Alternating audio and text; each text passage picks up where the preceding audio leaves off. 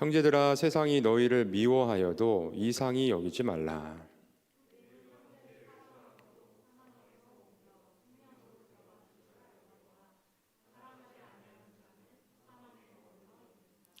그 형제를 미워하는 자마다 살인하는 자니 살인하는 자마다 영생이 그 속에 거하지 아니하는 것을 너희가 아는 바라.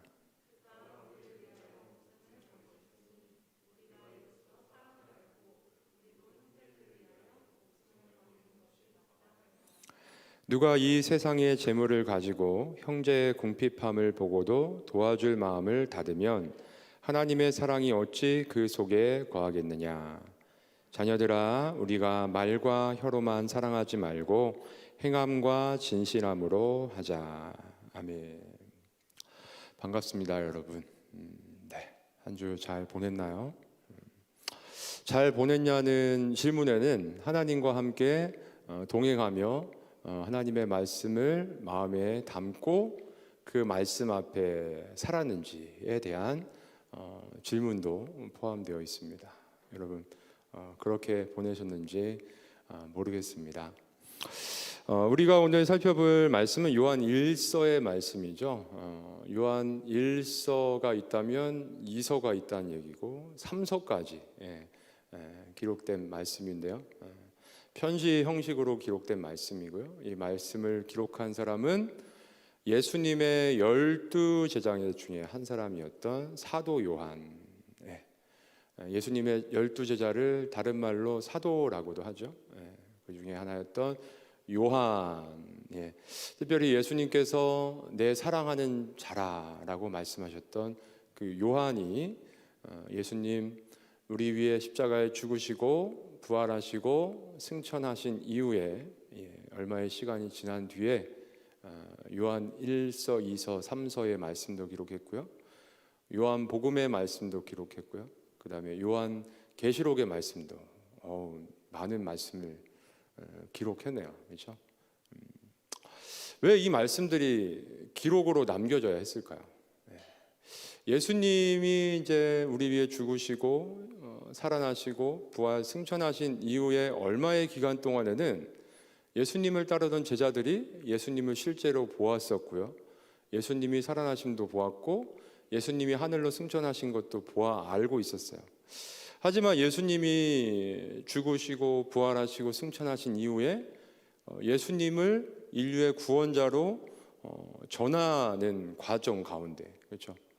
이제 예수님이 안 계시잖아요. 그리고 예수님을 믿었던 이 당시의 제자들도 이제 하나둘 나이가 들어 그리고 또 순교의 자리에서 죽음을 맞이하면서 점점 예수님을 실제로 알고 있는 증인들이 하나둘 사라지기 시작하면서 또 예수님에 대한 증거를 들었음에도 불구하고 각자 해석이 다름으로 인해서, 그렇죠? 하나님을 바르게 믿지 못하는 그러한 일들이 일어나는 가운데 이 진리의 말씀을 정말 대대손손 예수님 다시 오실 때까지 바르게 전하기 위해서는 기록을 해놔야겠구나. 하나님께서 그 마음을 주시면서 하나님이 영감한 사람들을 통해서 신약의 말씀들을 주셨죠. 그 중에 우리가 읽고 있는 이 요한 1서의 말씀. 그래서 요한 1서 1장의 말씀 잠깐 볼까요? 1장 1절로 4절 말씀을 보면 이렇게 말씀하고 있어요. 태초부터 있는 생명의 말씀에 관하여는, 예수님에 관하여는 여기서 우리는 우리 중에 대표는 요한이죠. 사도 요한이 들은 바고 눈으로 보았고 자세히 보고 우리 손으로 만진 바라. 이 생명이 나타내신 바 된지라. 이 영원한 생명을 우리가 보았고 증언하여 어떻게 한다고요? 너희에게 전하노니 이는 아버지와 함께 계시다가 우리에게 나타내신 바 된 이시라. 누구세요? 예수님이시죠.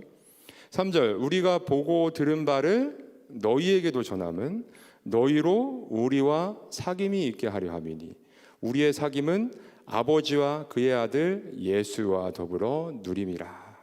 우리가 이것을 쓰면 우리의 기쁨이 충만하게 하려 함이라.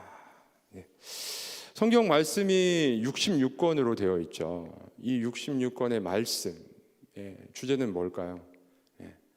세상은 죄악으로 물들어 있는데 이 죄악된 세상 가운데 하나님께서 구원자로 보내신 예수님, 바로 그분이 예수님이라는 것을 성경 66권은 일관되게 우리에게 알려주기 위해서 하나님께서 인간 저자를 통해서 기록하게 하셨고요. 그래서 이 모든 말씀들을 읽을 때 우리는 그렇죠. 앞뒤 다름이 없이 틀림이 없이 예수님께서 하나님의 아들이시고 우리의 구원자로 이 세상에 오신 분이라는 것을 확실하게 믿을 수 있고요. 또 한 가지는 이 말씀을 읽을 때 우리는 그 말씀을 믿는 사람들이 주님 우리를 부르시는 그날까지 이 땅 위에서 어떻게 살아가야 될지에 대한 말씀이 그렇죠. 더불어 기록되어 있는 것이죠. 오늘 말씀도 뭐예요? 예수님이 우리의 구원자이시고 그 구원자이신 예수님을 믿는 사람이라면 어떻게 살아가야 되는가에 대해서 우리에게 말씀해 주고 있는 것이죠. 그럼 오늘 말씀 본문을 볼까요? 다시 한번. 형제들아, 세상이 너희를 미워하여도 이상히 여기지 말라.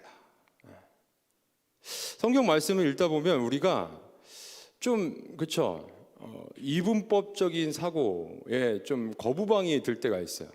그게 뭐냐면 예수님을 믿게 된 우리는 형제고, 그렇죠. 예수님을 알지 못하고 믿지 않는 사람들을 세상 사람들이라고 표현을 하기도 하고요. 그리고 이 앞에 말씀을 보면은 앞에 10절 말씀 보면 우리는 하나님의 자녀, 그리고 우리가 아닌 예수님을 믿지 않는 사람들은 뭐라고 말씀하고 있어요? 마귀의 자녀들이라. 너무 듣기 거북하죠. 예수님 믿지 않는, 교회 다니지 않는 사람들이 당신들 성경 말씀 보니까 마귀의 자녀라고 합니다 라고 하면 그 어떤 사람이 듣기 좋겠습니까? 그렇죠. 듣기 싫지만 하나님은 우리에게 이렇게 분명하게 말씀해 주시는 거예요. 예수님을 믿음으로 구원받은 우리는 하나님의 자녀가 되었고, 예수님을 통해서 구원받지 못한 사람들은 여전히 마귀, 다른 말로는 사탄의 자녀로 세상 속에 그렇죠. 고통받으며 살아가고 있다라는 것을 분명히 이야기해 주고 있죠. 그렇다면 여기 있는 우리는 특별히 대단해서? 아니죠. 우리에게는 아무런 자격이 없어요. 하나님의 자녀라고 불릴 자격. 예전에는 우리도 예수님 믿기 이전엔 뭐예요? 세상에 사탄에 속한 사탄의 자녀라 불릴 그러한 존재들이었잖아요. 그렇죠? 그런데 하나님께서 우리를 사랑해서 그렇죠? 예수님이 어떤 분인지, 하나님의 아들이신 예수님이 어떤 분인지 알게 하시고 그 예수님께서 정말 사탄의 권세에 사로잡혀 있던 우리를 사랑하셔서 예수님에 대해서 복음을 듣게 하시고 그 말씀을 믿음으로 하나님의 자녀로 새롭게 거듭나게 해주신 거죠. 우리 정말 감사하죠. 그런데 여전히 세상에는 거듭나지 못한, 예수님을 믿지 못하고 세상 속에 살아가고 있는 수많은 사람들이 있잖아요. 우리를 먼저 하나님의 자녀로 삼아주신 이유는 뭘까요? 우리 그저 하나님의 자녀의 권세를 받았으니까 하나님의 영원한 돌보신 가운데 우리만 잘 먹고 잘 살고 하나님의 그 주시는 은혜를 누리다가 하나님 나라 오라고? 아니죠.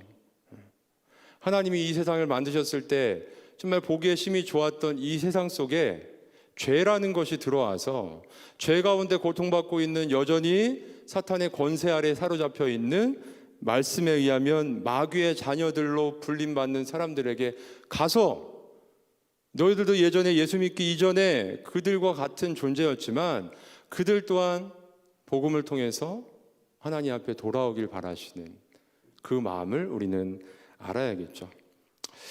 봅시다. 13절, 형제들아, 우리에게 예수 믿고 구원받은 우리에게 형제들아 라고 얘기하면서 세상이 너희를 미워하여도 이상히 여기지 말라. 여러분, 여기서 뭐라고 말씀하고 있어요? 세상이 우리를 미워한다. 세상이 정말 우리를 미워하는 것 같습니까, 여러분? 예수님 믿지 않는 세상 사람들이 여러분 미워하는 거 어때요? 느껴져요? 왜 세상 사람들이 예수 믿는 우리를 미워할 수밖에 없을까요? 왜 그럴 수밖에 없을까요? 세상의 전쟁을 한번 생각해 봅시다. 나라와 나라 간의 전쟁이 일어났다고 쳐요. 그러면 전쟁, 그 어떤 나라에 침략해 들어간 나라가 그 침략해 들어간 나라의 사람들을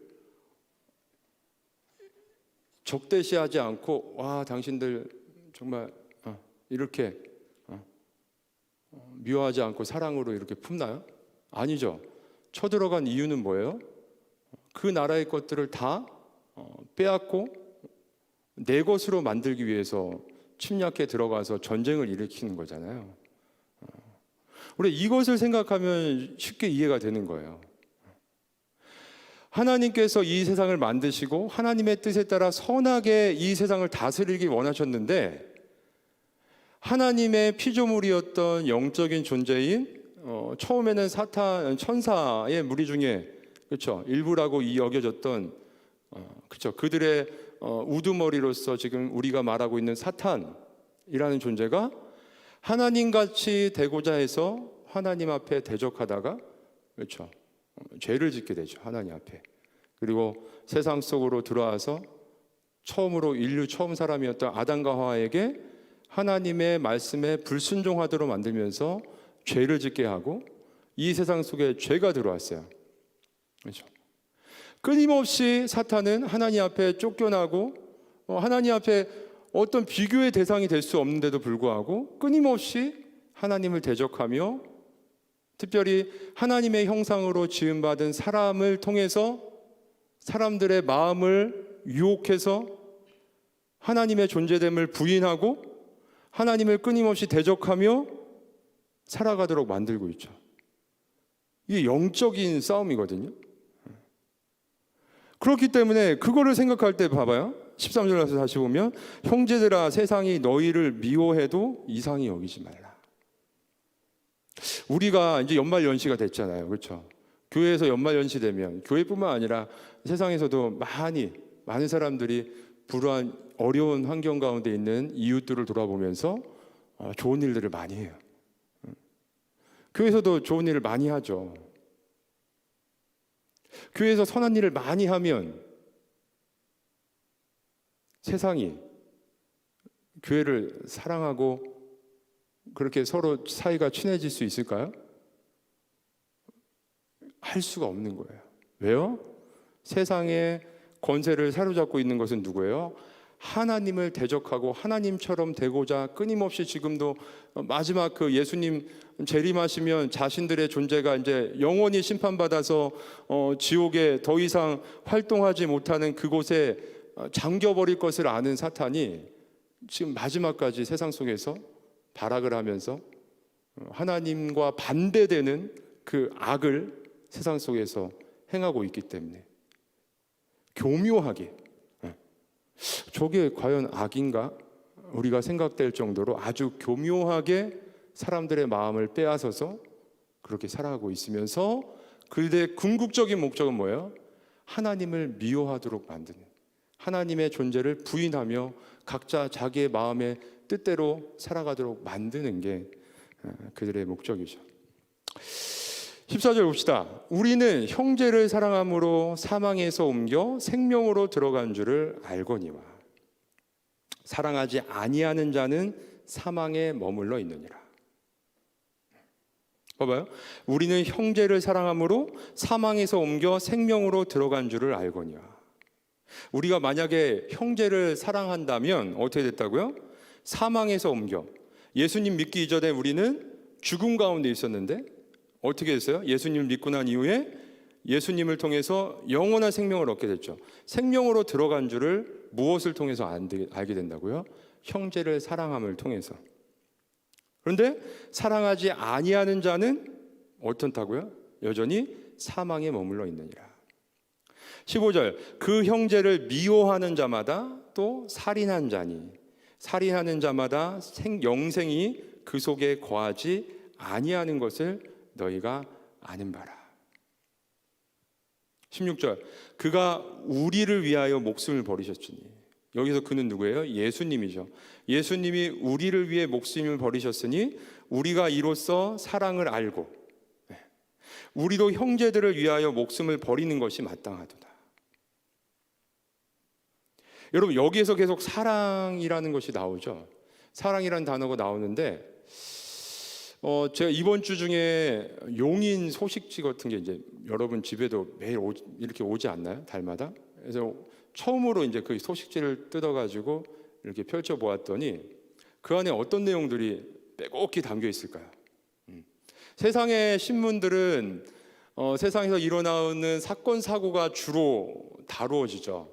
그런데 이런 시정 신문들은 그 시가 잘한 일들을, 그렇죠, 우리가 이렇게 잘하고 있습니다를 알리기 위해서 좋은 일들을 얼마나 많이 했는지를 거기에 빼곡히 기록되어 있죠.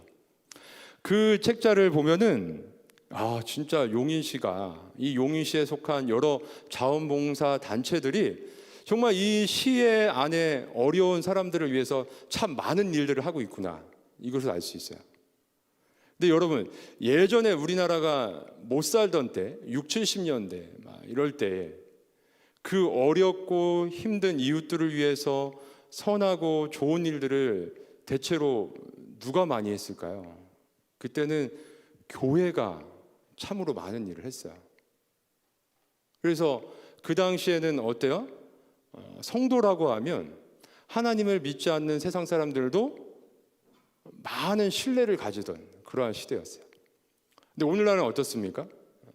나 지금 크리스찬입니다 라고 이야기하면 그 사람에 대한 신뢰도가 어때요? 세상 사람들의 그리 좋지 않다는 것을 우리는 알고 있어요.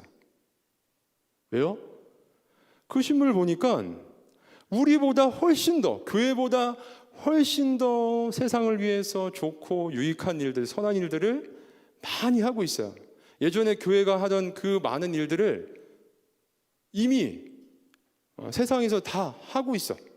그러니까 더 이상 세상 속에 교회가 필요 없는 거야.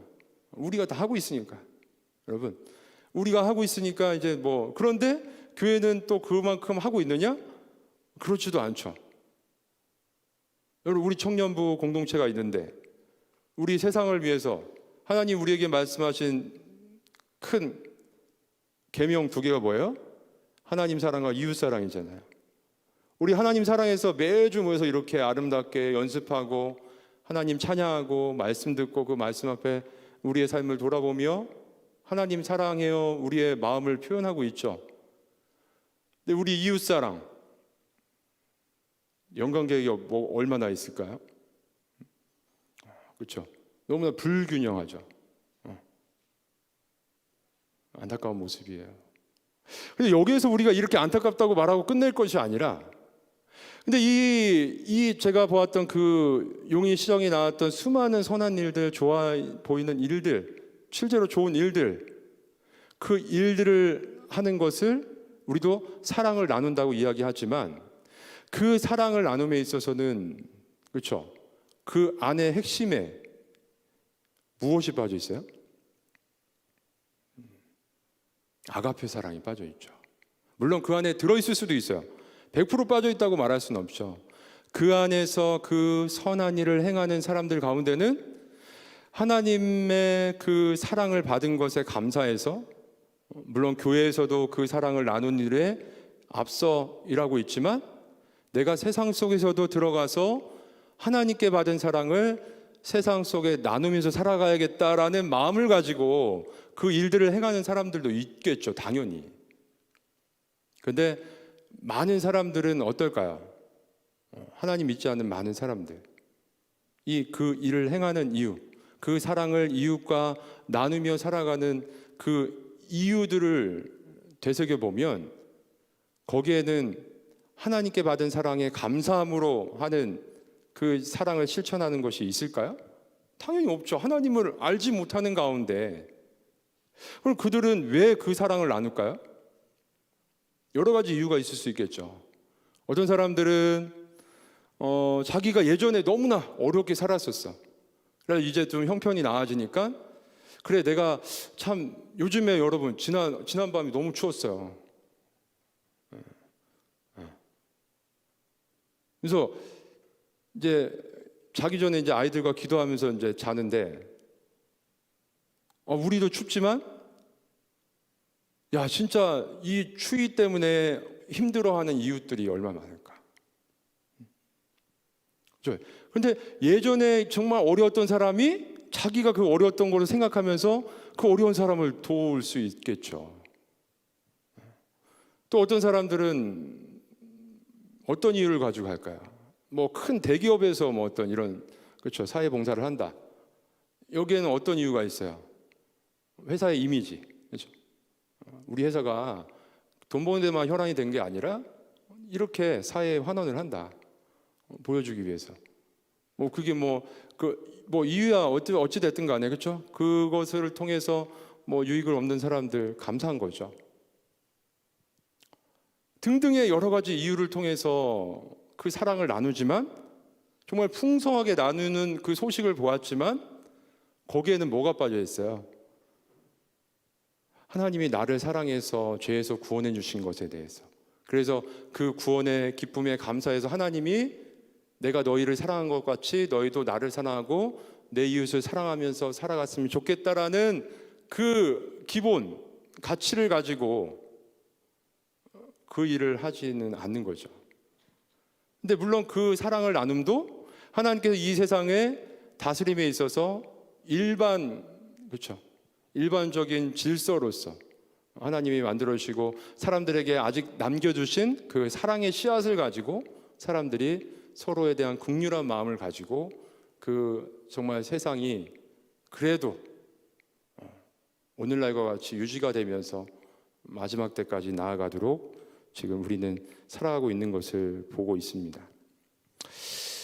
17절 18절도 볼까요? 누가 이 세상의 재물을 가지고 형제의 궁핍함을 보고도 도와줄 마음을 닫으면 하나님의 사랑이 어찌 그 속에 거하겠느냐. 자녀들아, 우리가 말과 혀로만 사랑하지 말고 행함과 진실함으로 하자.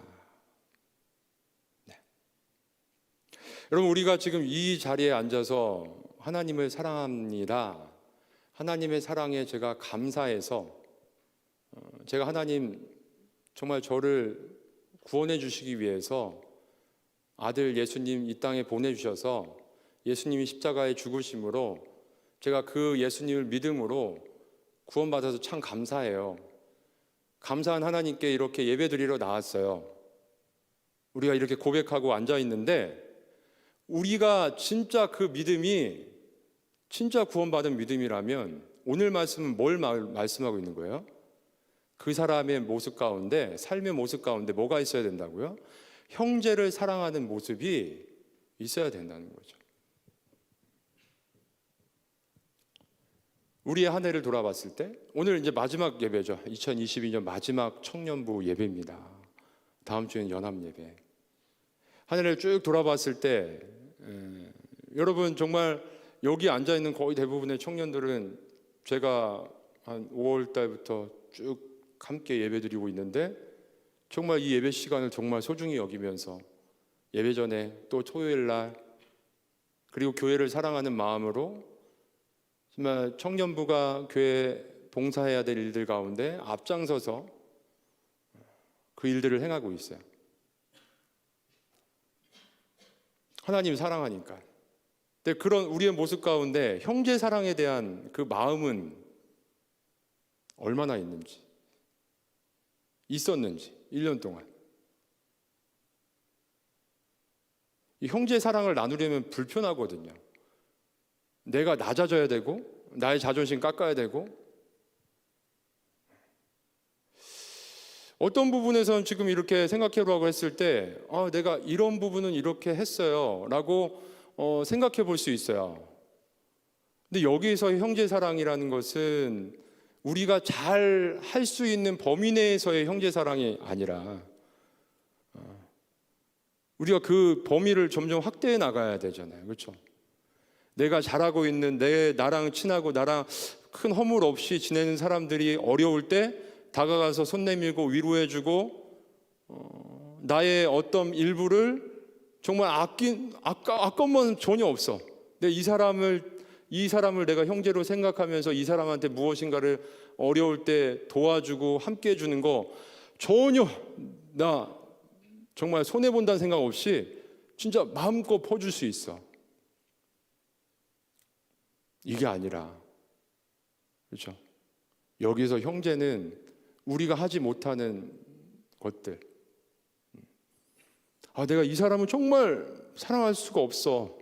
너무나 불편해. 싫어.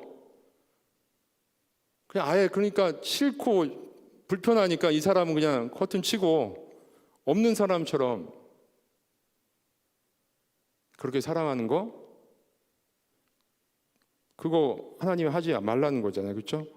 진짜 형제 사랑은 그 영역들을 하나씩 허물면서 하나님께 받은 사랑을 끊임없이 세상 속에서 나누면서 살아가는 걸 말하는 거죠. 실제적으로 또 오늘 한 가지를 말씀하고 있죠. 17절. 누가 이 세상의 재물을 가지고 형제의 궁핍함을 보고도 도와줄 마음을 닫으면 하나님의 사랑이 어찌 그 속에 거하겠느냐. 그렇죠. 어려운 사람 도와줄 어떤 문제가 발생했고 내가 그 문제를 인지했는데 그리고 내가 충분히 도와줄 수 있는 어떤 여력이 있는데 가만히 있는 거예요.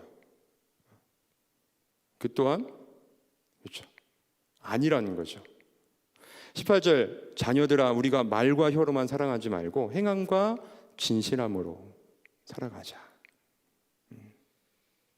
한 해를 돌아보고 새해를 시작하면서 여러분 많은 생각들을 할 거예요. 그렇죠? 새해 우리 항상 새해 기대감을 가지고 어떤 계획들 그리고 새해는 하나님의 더 풍성한 은혜로 내가 준비하는 이런 것들이 잘 됐으면 좋겠다. 지금도 많이 준비하고 있죠. 계획하고 있죠. 하나님이 진짜 우리에게 원하시는 건 뭐예요? 하나님이 우리에게 주신 사랑 잘 나누며 살아가라는 거죠. 그것만 하면 충분해요.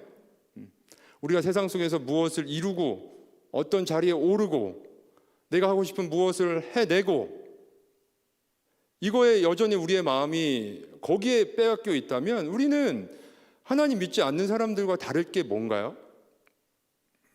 하나님을 믿는다는 것은 세상 속에서 우리가 살아가지만 우리가 앞으로 뭘 해야 되고 다 있지만 그 모든 것을 통해서 하나님께 영광을 돌리고 이웃에게 함께 유익을 끼칠 수 있는. 근데 여기서 좀 주의할 건 있어요.